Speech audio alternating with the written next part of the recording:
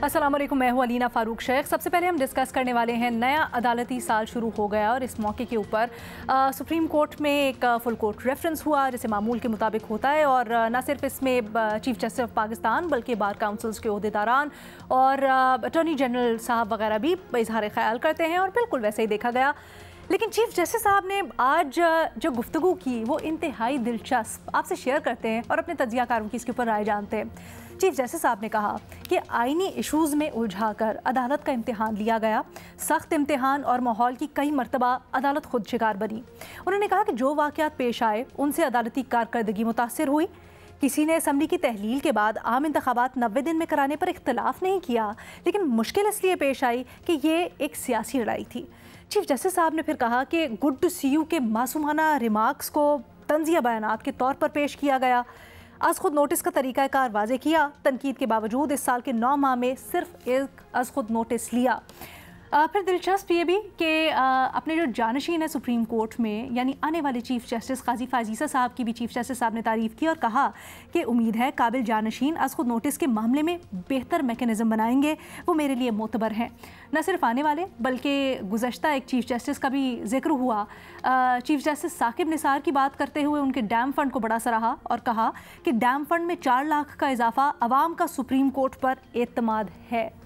एक और बड़ा दिलचस्प रिमार्क आया जो एक रिवायती तौर पर जब भी कोई चीफ जस्टिस जाता है, उसकी मुद्दत ख़त्म होती है तो उसको एक अलविदाई शाइया दिया जाता है, अलविदाई तकरीब होती है, फुल कोर्ट रेफरेंस। उससे मुतल्लिक बड़े दिलचस्प रिमार्क सामने आए हैं, उसके ऊपर भी अपने तज्जियाकारों की राय जानेंगे। लेकिन हमारा बुनियादी सवाल आज जो आइनी इशूज़ में उलझाकर अदालत का इम्तिहान लिया गया और दीगर मामलात से मुतल्लिक ये कि क्या अदालती कारकर्दगी से मुतल्लिक चीफ जस्टिस साहब जो कह रहे हैं उनका मौक़िफ़ दुरुस्त है, हाँ या नहीं के ऑप्शन। हमें ज्वाइन कर रहे हैं इरशाद भट्टी साहब, रीमा उमर साहिबा, सुहेल वड़ायत साहब भी हमारे साथ स्काइप के थ्रू मौजूद है। रीमा, आपके सबसे पहले मैं इसके ऊपर राय जानना चाहूँगी। चीफ जस्टिस साहब गिला करते हैं कि आईनी इशूज़ में उलझा दिया गया और ये सब अदालत के लिए एक इम्तिहान बन गया। जी शुक्रिया अलीना। अब किस हद तक अदालत ने अपने आप को खुद उलझाया इन आईनी या सियासी सवालात में और किस हद तक उन्हें उलझाया गया, मेरा ख्याल है ये डिबेटेबल बातें हैं। मेरी नज़र में ऐसा इट्स ट्रू कि पिछले कुछ सालों में बहुत से ऐसे मामलात थे जिसमें अदालत को इन्वॉल्व होना पड़ा और इसमें कुछ उनके पास ऑप्शन नहीं थी बिकॉज सच में आईनी सवालात जो है वो उठे। इसमें जैसे फॉर एग्जांपल अगर स्पीकर ने जब वोट ऑफ नो कॉन्फिडेंस का मोशन ही डिसमिस कर दिया ये कह के कि ये फॉरेन कंस्पिरेसी का हिस्सा लग रहा है, तो इसमें अदालत को आना पड़ा। उस वक्त आपका इतना बहरान जो है वो पैदा हो रहा था, असेंबली जो है वो डिसॉल्व कर दी थी प्रेसिडेंट ने प्राइम मिनिस्टर की एडवाइस पे। तो ऐसे मामलात जो है उसमें सही बात है कि अदालत को इन्वॉल्व किया गया क्योंकि जो इंस्टीट्यूशन जो थी और उनके जो रिप्रेजेंट उन्हें कर रहे थे उन्होंने अनकॉन्स्टिट्यूशनल कॉन्डक्ट किया। तो अदालत ही है आपका फोरम, इस तरह के मसाइल जब पैदा होते हैं जो कोई रेजोल्यूशन या कोई फाइनल फैसला करती है। इसके अलावा ये भी दुरुस्त है कि जब पंजाब और केपी की असेंबलीज थी वो डिसॉल्व हुई, उसके बाद कुछ समझ नहीं आ रही थी कि इलेक्शंस कब होंगे। 90 दिन की मोहलत जो है वो आइन में दी गई है, उसमें भी अदालत जो है उसको आना पड़ा। लेकिन इसमें फिर सवाल उठता है कि जब हाई कोर्ट्स में ये केस ऑलरेडी था तो सुप्रीम कोर्ट ने अज खुद नोटिस क्यों लिया? ये सवाल तो सुप्रीम कोर्ट से बनता है क्योंकि इवेंचुअली हाई कोर्ट से फैसला आने के बाद सुप्रीम कोर्ट के पास चला जाता केस, तो उन्होंने ये जो कॉम्प्लिकेशन है ये क्यों पैदा की?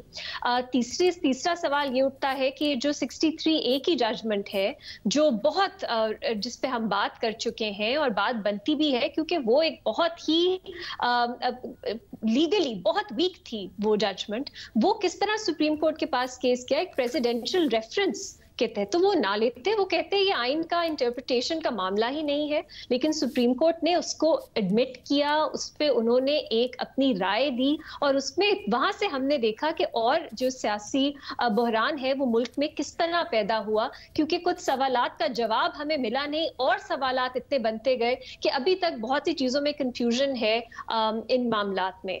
तो मेरा ख्याल है ये उनका कहना गलत होगा कि अदालत को उलझाया गया। बहुत से ऐसे इश्यूज थे जिसमें अदालत खुद भी इन्वॉल्व हुई।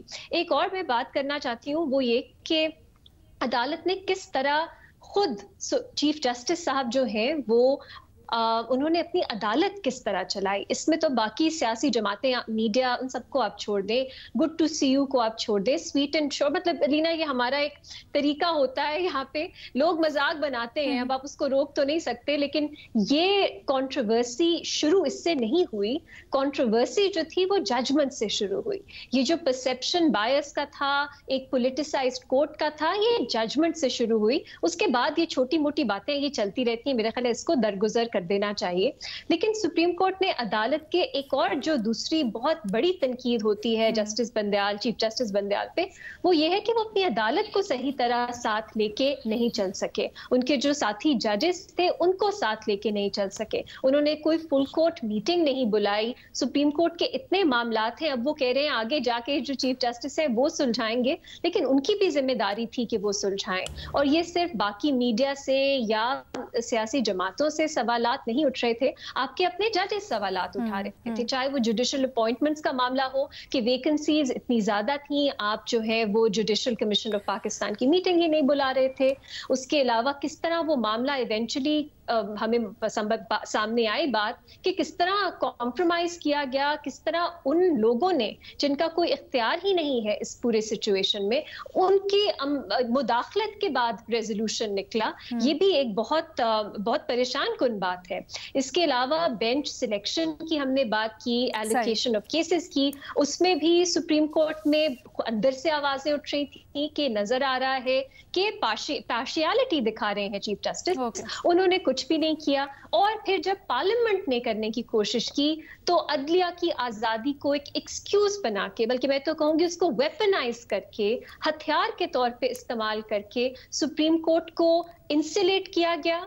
और जो प्रॉब्लम्स है उनकी रेजोल्यूशन जो है, उनकी हर्डल बनी सुप्रीम कोर्ट, और चीफ जस्टिस ने खास तौर पे अपने आप को एम्पावर किया ये कह के कि ये अदलिया की आजादी के लिए है।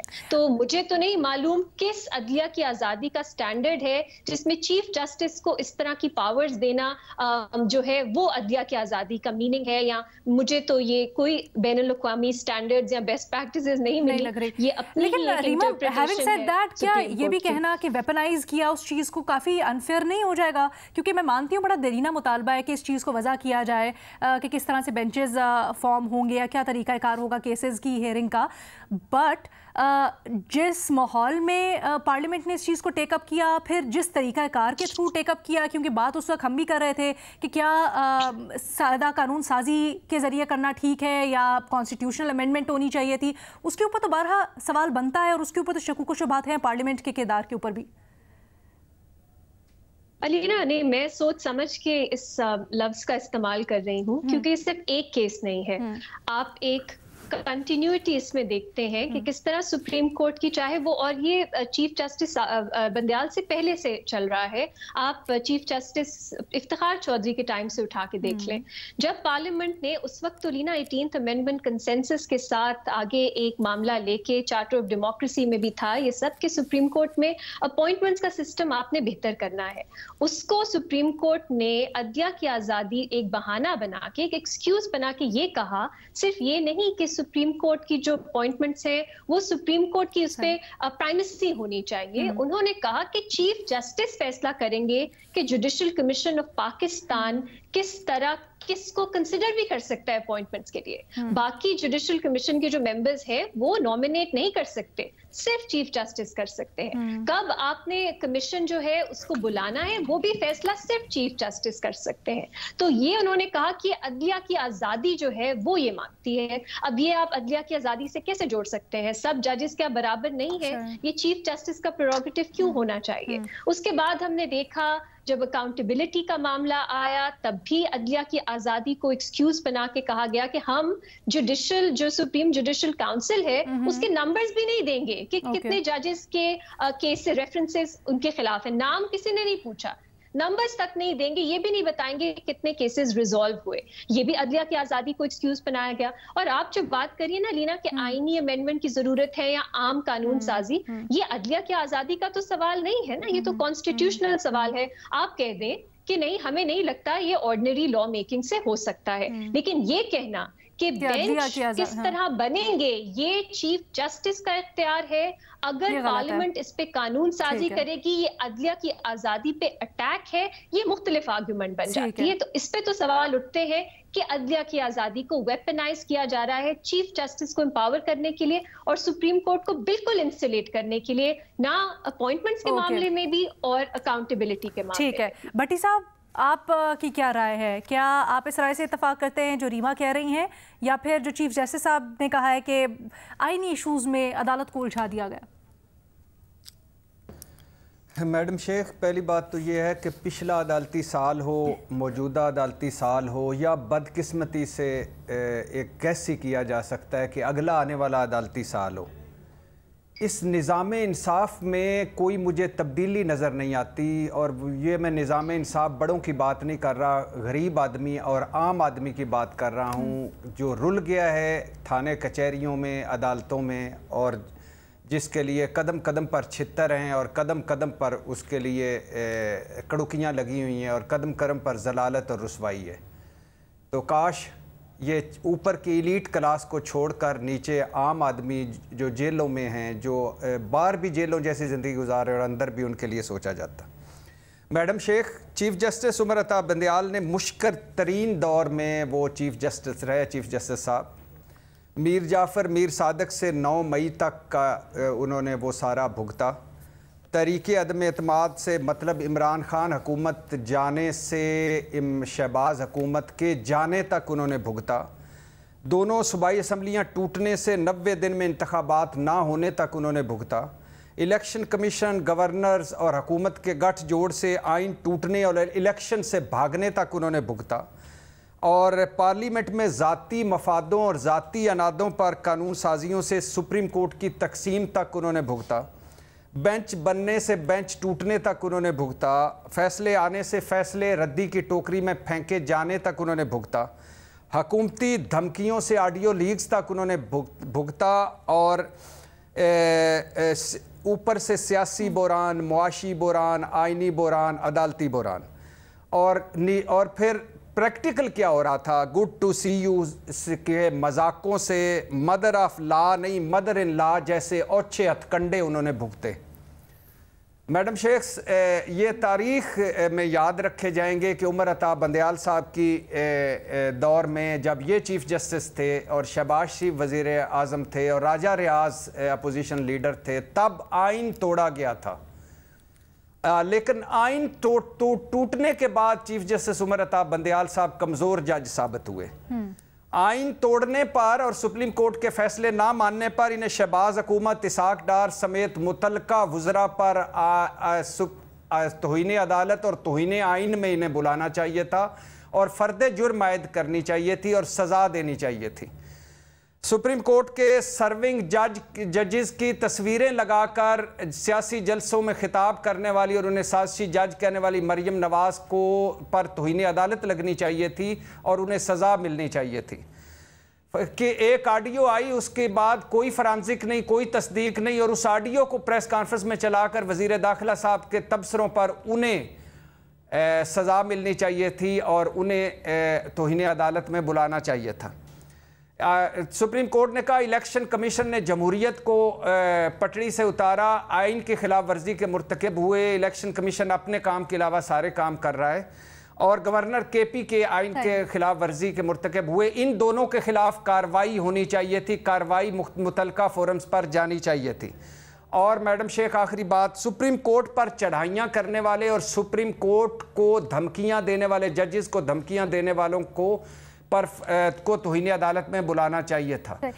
उनका दौर आखिरी बात सर, आपके आखिरी बात सुप्रीम कोर्ट ऑफ पाकिस्तान अगर उन्होंने आईनी इश्यूज के ऊपर इतना मुतहरिक रहे, जैसे आप बता रहे हैं, सही समत में जा रहे थे, तो फिर अमल दरामद क्यों नहीं करवा पाए? क्यों सबको अकाउंटेबल नहीं उन्होंने ठहराया? वजह क्या है? मैडम शेख, अकाउंटेबल कैसे ठहराया जा सकता है? सर वो सुप्रीम कोर्ट क्या कर सकती है? फैसले में लिखते हैं कि हुकूमत पाकिस्तान या प्राइम मिनिस्टर या काबीना या जो भी उन्होंने सुप्रीम कोर्ट के हुक्म की तामील नहीं की, उसके ऊपर अमल दरामद नहीं करता, आप तौहीन अदालत के मुर्तकिब हुए, सीधी सी बात, कोई सजा उनको कह देते हैं। बिल्कुल, ये बिल्कुल आप ठीक कह रही हैं। क्यों नहीं कर सके? क्यों नहीं कर सके? कमजोर जज साबित हुए। क्यों? वो जो सुप्रीम कोर्ट की तकसीम थी उसकी वजह से कमजोर जज साबित हुए, और जो प्रेशर चारों तरफ से उन पर था, जो पार्लियामेंट के पीछे छुप गए थे और 7 करारदादें पार्लियामेंट से आएंगी, इस्तेकाक कमेटी में बुलाएंगे और तौहीन पार्लियामेंट लगाएंगे, मेरा ख्याल है उस प्रेशर में आ गए थे। अच्छा। और काश वो ना आते।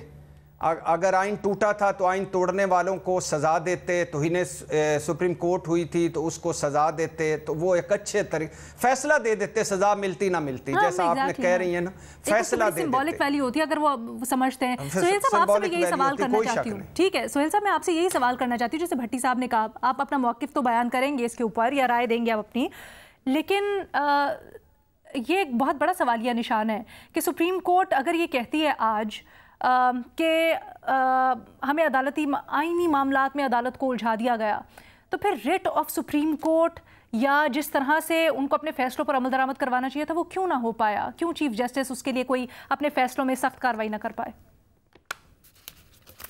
अहकामात देखें जी, जो चीफ जस्टिस बंदयाल साहब हैं, इनके वालिद थे एफ के बंदयाल, और एफ के बंदयाल चीफ सेक्रेटरी पंजाब भी रहे हैं, फेडरल सेक्रेटरी भी रहे हैं, और बड़ा काबिल अफसर उनको समझा जाता था। जस्टिस बंदयाल भी जब तक लाहौर हाई कोर्ट के जज थे तो इनके बहुत ही आइन के बारे में फैसले, कानून के बारे में फैसले, और इनकी ऑनेस्टी और इनका इंटेग्रिटी जो थी उसकी मिसालें दी जाती थी। बड़े पढ़े लिखे और बड़े अच्छे जज तस्वर किए जाते थे।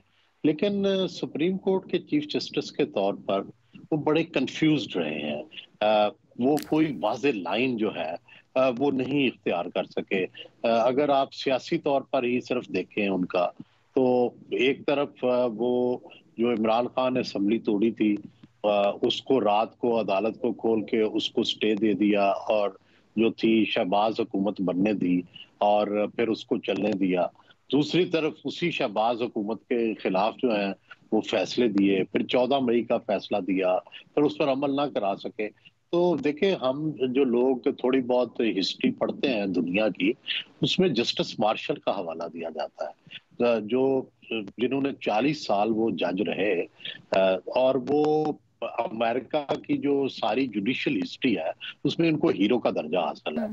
तो एक वक्त ऐसा आया, जस्टिस मार्शल जो थे फैसले जो देते थे, हुकूमत उस पर अमल ही नहीं करती थी, लेकिन और 4 साल तक कोई अमल नहीं हुआ उन पर।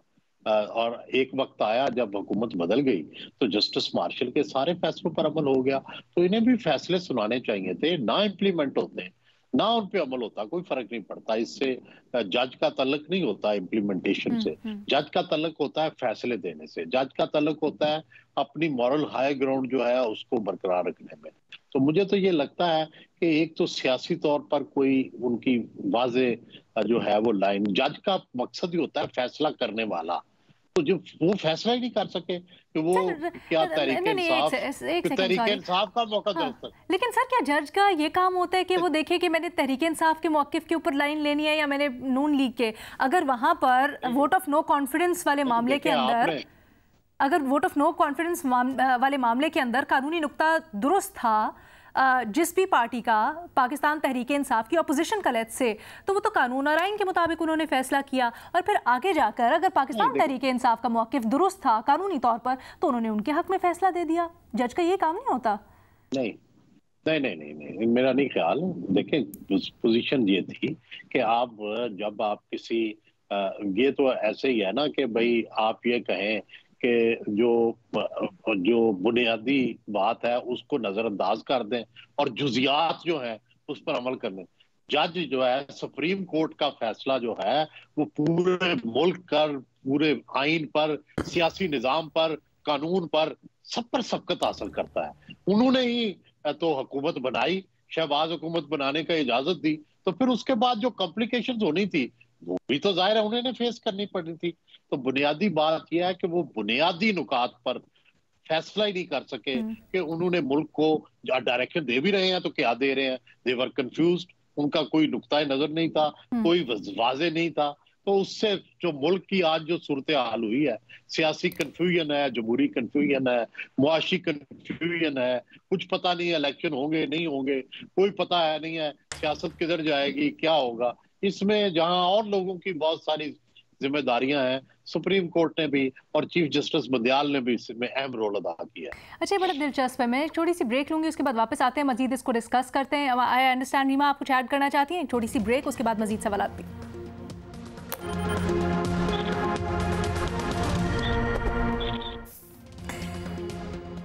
आज जो फुल कोर्ट रेफरेंस नया अदालती साल शुरू होने पर दिया गया, उससे मुतल्लिक हम सवाल कर रहे हैं। और चीफ जस्टिस साहब ने इस साल से मुतल्लिक जो रिफ्लेक्ट किया, उन्होंने कहा कि बहुत सारे आईनी इशूज़ में अदालत को उलझा दिया, जिससे कारकर्दगी भी मुतासिर हुई, उसी के ऊपर तबादला ख्याल करें। हमारे तजियाकारों के दरमियान में थोड़ा सा इख्तलाफ रहा है। रीमा, आप कुछ कहना चाह रही थी? अलीना, मैं थोड़ा इसको मुख्तलिफ पर्सपेक्टिव से देखती हूँ। मेरा नहीं ख्याल कि आप किसी भी चीफ जस्टिस को या जज को इस पैमाने पे जज कर सकते हैं कि किसी पॉलिटिकल इंक्लिनेशंस उनकी क्लियर होनी चाहिए। पाकिस्तान में इस तरह ना जजेस की सिलेक्शन होती है, अपॉइंटमेंट होती है, ना इस तरह जो जजेस हैं वो मतलब अपने पार्टिजनशिप जो है वो दिखाते हैं। जिस चीज़ पे आप जज कर सकते हैं कंसिस्टेंसी के लिए, वो ये है कि उनका आइन समझने का क्या तरीकाकार था। क्योंकि ये एक इम्पॉर्टेंट चीज़ है। जब हम अमेरिकन जजेस की बात करते हैं तो उसमें क्लियर होता है कि कुछ जजेस हैं वो ओरिजिनलिस्ट, मतलब वो देखते हैं कि जो फ्रेमर्स थे, जिन्होंने जब आइन लिखा, वो क्या चाहते थे, वो जो अल्फाज हैं आइन के वो क्या कहते हैं, उनका इससे कोई इंटरेस्ट नहीं है या वो उसको प्रेफरेंस नहीं देते कि अब अगर हम आइन को पढ़ेंगे तो अब वक्त की जरूरत क्या है, क्या हम थोड़े से वर्ड्स खुद ऐड करके कुछ निकाल सकते हैं या नहीं। इसमें अगर आप देखें, हमें चीफ जस्टिस बंदयाल की खुद की जो जूरिस्प्रूडेंस है उसमें कॉन्ट्रडिक्शन नजर आती है। तो इसलिए मुझे तो ये लगता है कि कुछ आउटकम ओरिएंटेड फैसले किए गए, जिसमें पहले से फैसला कर लिया जाता था कि हमने क्या देना है फैसला, जजमेंट क्या होगी, और उसकी रीजनिंग फिर बाद में सोची जाती थी। 63A वाली जजमेंट में क्योंकि आइन इतना क्लियर था कि आपने जो वोट्स हैं उनको काउंट करना है, बाद में जो है वो प्रोसीडिंग्स चल सकती हैं मेंबर के खिलाफ, उन्होंने कहा नहीं, हमने आइन की रूह को समझना है, हमने देखना है कि इस वक्त हमारी जमहूरियत का जो हाल है उसमें आइन की तशरीह क्या होनी चाहिए, इसलिए हम इस तरह तशरीह करेंगे कि वोट जो है वो कैंसिल हो जाएगा, वो काउंट ही नहीं होगा। लेकिन अब हमने रीसेंट जजमेंट जो उनकी जजमेंट्स देखी है, उसमें बहुत ज्यादा फोकस है कि आइन के फ्रेमर्स क्या चाहते थे, उनकी इंटेंशन क्या थी। अगर वो चाहते तो वो रिव्यू की जगह अपील लिख देते, उन्होंने रिव्यू क्यों लिखा। तो ये मुख्तलिफ कॉन्ट्रडिक्टरी थेरीज हैं या इंटरप्रिटेशन की जो हमने उन्हीं की जजमेंट्स में देखी। तो ये मेरा ख्याल है एक बहुत मेरे लिए सवाल पैदा करती है कि उनकी अपनी आइन को की तशरीह करने का क्या तरीकाकार है, वो किस नजर से आइन को देखते हैं। दूसरी चीज अलीना, ये जो इलेक्शन का बार बार हम बात करते हैं, ये दुरुस्त है, ये इलेक्शन में सुप्रीम कोर्ट को इन्वॉल्व होना ही नहीं चाहिए था। 90 दिन की जो है वो आइन में आपको टाइम फ्रेम दिया गया था, इलेक्शन कमीशन को अपना काम करना चाहिए था। लेकिन जब सुप्रीम कोर्ट इन्वॉल्व हुई तो उसने बहुत ज्यादा मजीद कंफ्यूजन पैदा कर दी। ये 90 दिन वाला फैसला तो आ गया, लेकिन आपको याद होगा साथ एक शहरी की पिटिशन थी कि सब इलेक्शंस एक ही डेट पे होने हैं, वो भी सुप्रीम कोर्ट ने एडमिट की, उस पे भी हेयरिंग्स हुई। उसका जो आखिरी ऑर्डर मैंने पढ़ा है उसमें तो ये कहा गया कि सब सियासी जमातें मिल बैठ के एक डेट पे इत्तेफाक कर लें। तो अब इसको आप कैसे देखेंगे उस फैसले से जिसमें सुप्रीम कोर्ट कहती है 90 दिन जो है वो आइन का एक मैंडेटरी प्रोविजन है, उससे ऊपर नीचे नहीं हो सकते। लेकिन फिर सुप्रीम कोर्ट अहम बात है, और खासकर आजकल के तनाजुर में एग्जैक्टली। सो मेरा ख्याल है जो कंफ्यूजन है ये इसलिए भी पैदा होती है, ये इसलिए नहीं कि उनकी। और अलीना, एक छोटी सी बात मैं ऐड करना चाहूंगी कि जस्टिस बंदयाल जब चीफ जस्टिस नहीं थे, उनकी उन फैसलों में और जब वो चीफ जस्टिस थे उनमें एक कंसिस्टेंसी नजर आती है।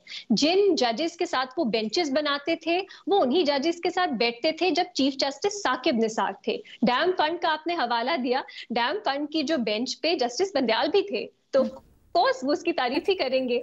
इसके अलावा हमने देखा जस्टिस बंदयाल जो थे वो बहुत अहम फैसलों में के बेंचेस का हिस्सा थे। Life time disqualification 62(1)(f, justice Bandial उसका हिस्सा थे।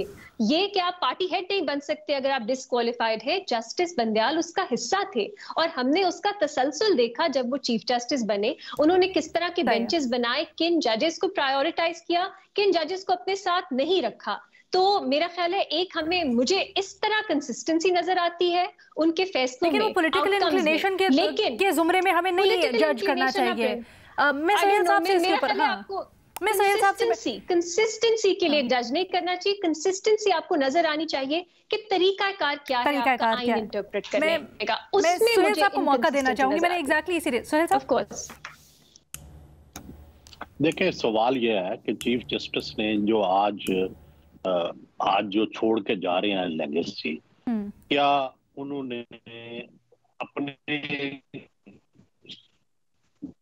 वाज़े सियासी विजन या वाज़े जो है तशरीह ना करने की वजह से आज सियासत जो है उसका कोई मुस्तकबिल नहीं है। जो उन्होंने फैसले दिए उनका कोई असर ही नहीं हुआ, कोई लाइन नहीं दे सके, कोई इम्प्लीमेंटेशन नहीं करा सके सुप्रीम कोर्ट। तो मेरा कहने का मतलब यह है कि दुनिया में जो जजेस असल में जो तनाज़ा जाता है ना सुप्रीम कोर्ट में, सुप्रीम कोर्ट का काम क्या है कि उसके साथ में दो फरीक जाते हैं तनाज़ा लेकर, सियासी तनाज़ात उनके पास गए, तो क्या उन्होंने उन सियासी तनाज़ात का कोई ऐसा हल निकाला कि जिससे मुल्क आगे चल सके? नहीं निकाला। तो इसलिए हम पहले से भी ज्यादा कंफ्यूज सियासी सूरत हाल में है, मुआशी सूरत हाल में है। इसीलिए मैं कहता हूं कि वो खुद एक कंफ्यूज जज थे जो ये फैसला ना कर सके, कोई विजन ना दे सके, कोई वाज़े तशरीह ना कर सके, कोई रास्ता ना बना सके।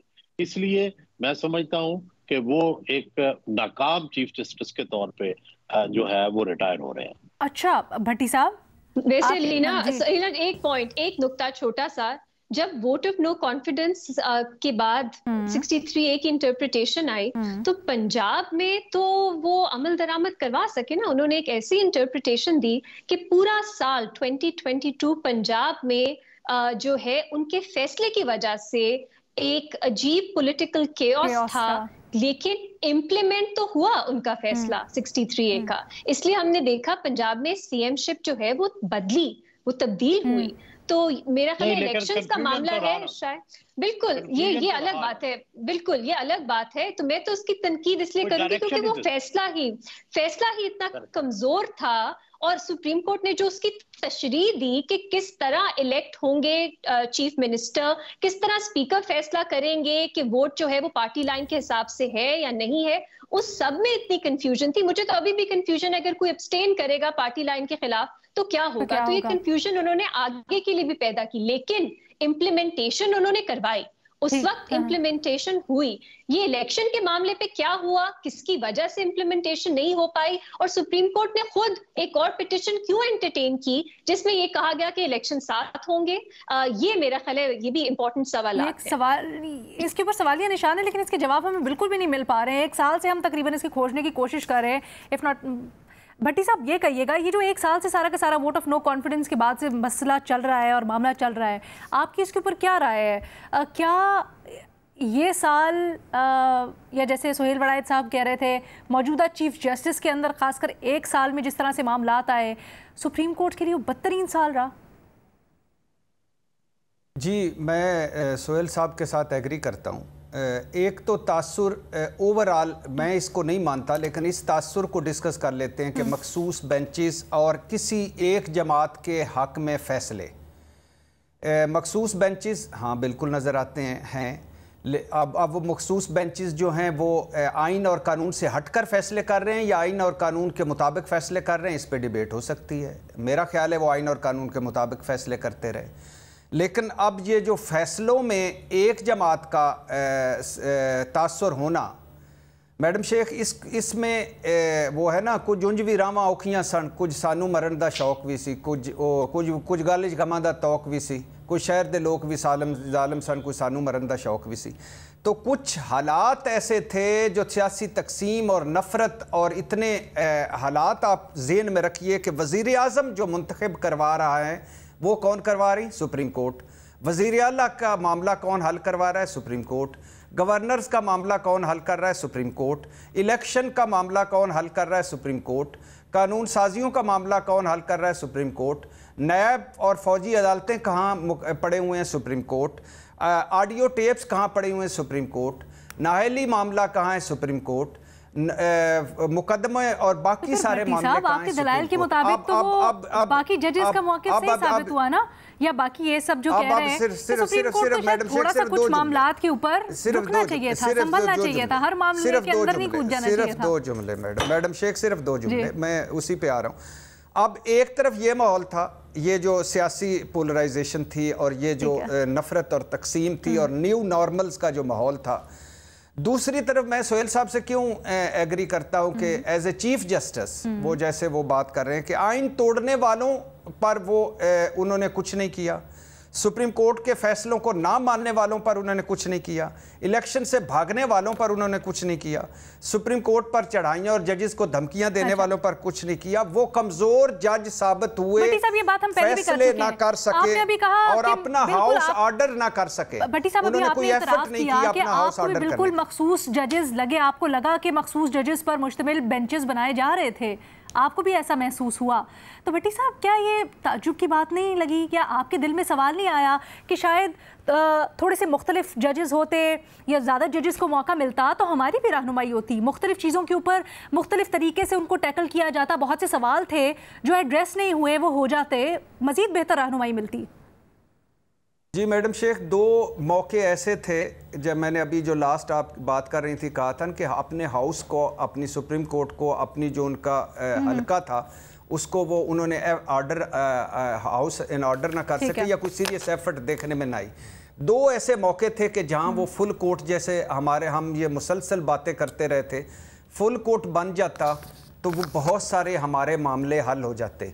लेकिन जहाँ तक ये बात है कि मैडम शेख, एक वक्त आता है, मैं सारे काबिल एहतराम हैं और सुप्रीम कोर्ट और उनके जजेस, एक वक्त आता है मुझे लगता है कि हमारे यहाँ कुछ जब बंदे बड़े हो जाते हैं, ज़िद्दें और अनाएँ बड़ी हो जाती हैं और बाकी चीज़ें छोटी रह जाती हैं। बड़े अफसोस की बात है। अभी आप फुल कोर्ट की बात कर रहे थे तो एक फुल कोर्ट रेफरेंस दिया जाता है जो भी जाने वाला चीफ जस्टिस होता है उसके एजाज़ में।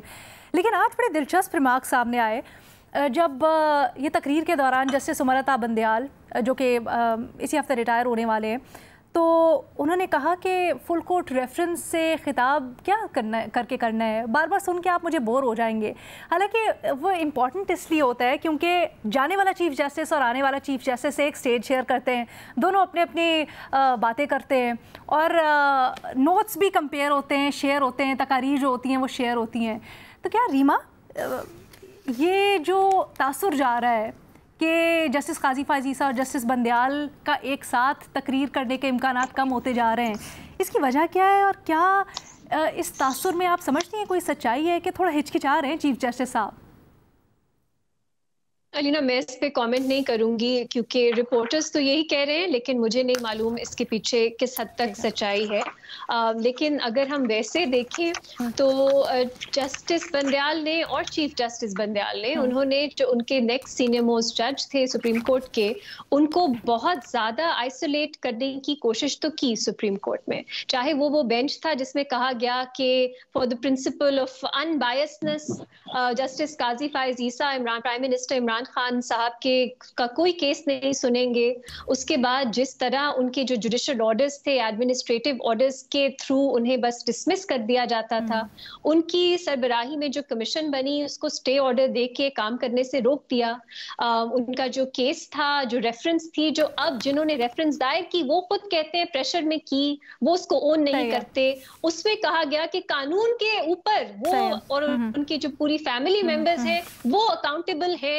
और फिर वो जो प्रिंसिपल सेट किया, वो जब अपना मामला आया ऑडियो लीक्स का, तो उसमें कहा गया ये तो अदलिया की आजादी पे अटैक है। तो ये सब जो हुआ ये भी हमारे सामने है, तो ये भी हमें नजर आता है। लेकिन मैं लीना, ये एक मेरी होप है, उम्मीद है कि इस सबसे आगे जाके जो चीफ जस्टिस हैं वो सीखेंगे और ये जो इतना एक एंटेगनिज्म या नजर आता है कि कोर्ट डिवाइडेड है, ये किसी के लिए अच्छी नहीं है। इसको रिजॉल्व करने की जरूरत है और हमें एक मुख्तलिफ फैसले हो सकते हैं, मुख्तलिफ सोच हो सकती है जजेस की, लेकिन ये डिवीजन जो हमने देखी, ये बिल्कुल ये जो आइसोलेशन है कि ये नहीं होनी चाहिए। ये छोटा मामला नहीं है लीना कि कौन बेंच पे बैठता है, ये राइट टू फेयर ट्रायल, ये आपके फंडामेंटल राइट्स के ऊपर एक सवाल बना देता है। तो ये उम्मीद हम कर सकते हैं कि इससे आगे जाके हमारे चीफ जस्टिस से सीखेंगे और हम एक बेहतर माहौल देखेंगे सुप्रीम कोर्ट का। एक स्ट्रॉन्ग सुप्रीम कोर्ट बहुत जरूरी है। अच्छा, मेरे पास वक्त खत्म हो गया। मैं सोहेल साहब और भट्टी साहब की भी ये जो तासुर